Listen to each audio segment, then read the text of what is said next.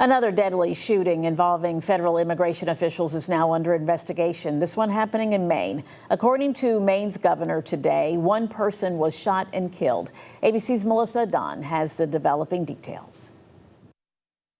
Protests erupting in the coastal town of Biddeford, Maine, following a shooting involving federal agents that left one person dead. Bystander video shows what appears to be federal immigration agents and uniformed law enforcement officers in the aftermath of the shooting, performing first aid on an individual on the ground at an intersection. All of a sudden, all these plainclothes, vested men started running down the street, abandoning their cars.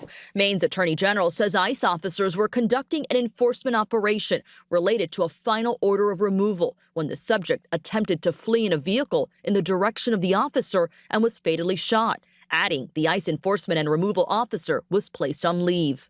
Senator Angus King said he spoke with Secretary of Homeland Security Mark Wayne Mullen about the incident. It was in a vehicle, pulled out of the vehicle, and the term the Secretary used was weaponized vehicle.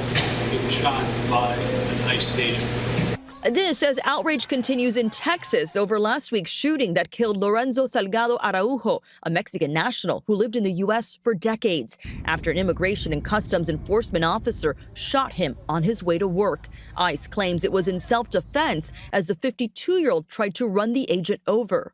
His death has set off protests across Houston as Salgado Araujo's family has called for an independent investigation. And in Minnesota, officials say federal investigators there have begun sharing evidence in 3 shootings by federal agents earlier this year, including the deaths of Renee Good and Alex Preddy. Melissa Don, ABC News, Los Angeles.